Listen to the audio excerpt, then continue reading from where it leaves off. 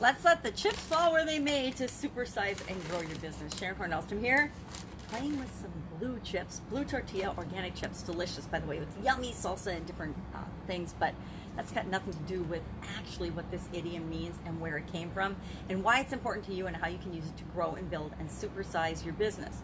Let the chips fall where you may is an American idiom from the late 1800s, about 1880, comes from the wood chopping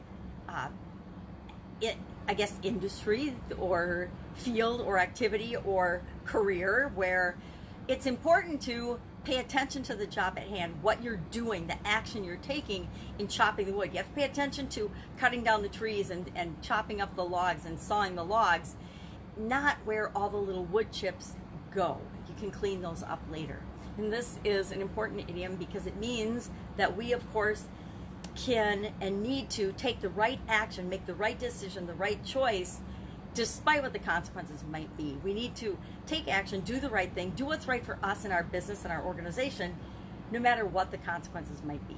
We need to live in alignment and behave in alignment and do the things that are consistent with our core values, the things that we believe in, the things that our organization stands for. We need to stand up for and support the people, our customers that we serve, in the ways that they need to be supported and helped, and that's in giving them value and giving them the solutions to the problems and the things that we help them to do and that we help them to achieve and acquire that they want in their lives and in their businesses.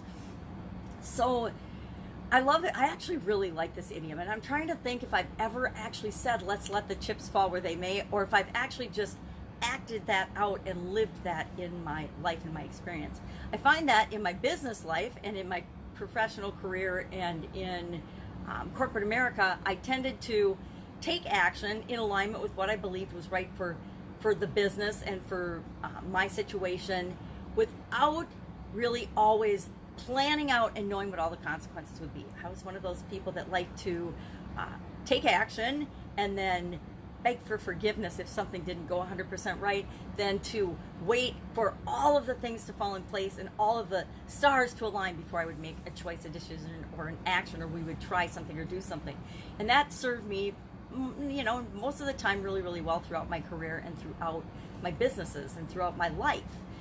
Other times, like in my personal life, I maybe delayed decisions because I was afraid to let the chips fall where they may. I wasn't sure about how things would land and how they would be, so I would delay and put off those decisions. I think about my marriage. I stayed married a whole lot longer than I knew I should have because I wasn't sure the impact it would have on my kids, and I wasn't sure. It's the whole, you know, the devil you know versus the unknown, what's out there, the uncertainty, delayed my decision in that area and aspect of my life. And I think we could all find examples in our past where we've taken swift action, decided despite the consequences, because we had conviction in terms of what we knew we needed to do was right, and we were just going to know that we deal with the consequences no matter what.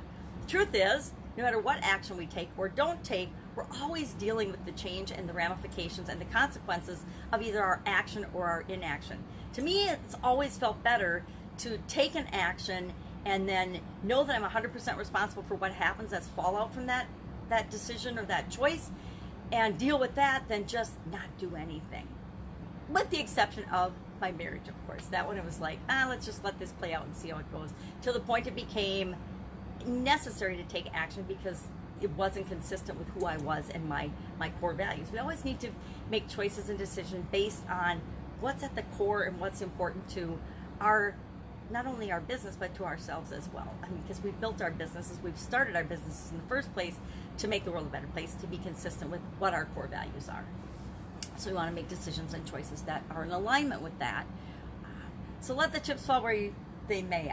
I like this idiom. I got to think about whether I'm ever going to actually say, well, let's let the chips fall where they may. I don't know that I will, but I do love the sentiment and the meaning and the definition behind this and what it means to me. And it reminds me that it's better to be proactive than reactive. Think of COVID-19, the businesses and the companies and the people who are approaching this whole crazy pandemic proactively, meaning, yeah, this happened, it sucks, but this is what I'm going to do about it, this is what I can do about it, are faring much better than those that are sitting and waiting for the world to go back to the way it was.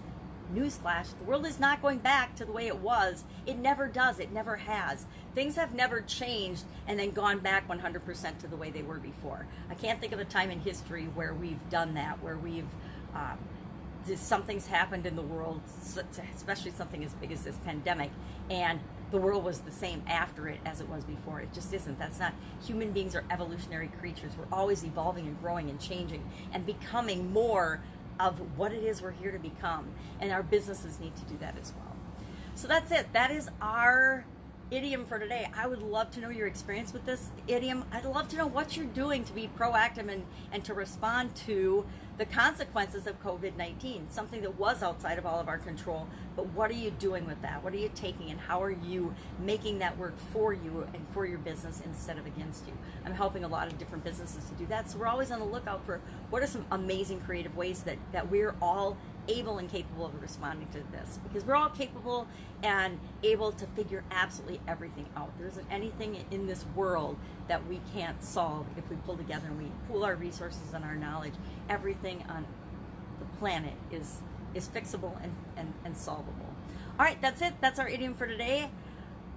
Love to know your experience with it. Share in the comments below. Questions or idioms you'd like to know the history of and how you might be able to apply it to your business. I'm actually getting to the end of the book that I started pulling idioms out of, and some of them it's getting harder and harder to figure out, well, what does that have to do with growing your business? But you know what? It's almost like anything else. It's kind of a fun challenge now as I get to the end of the book to figure out the ones that are the most challenging. That's it. Have an awesome day. I'll be with you tomorrow with another interesting idiom. What does it mean? Where does it come from? And how might you use it to grow and supersize and create the business and the impact that you want to have on the world today?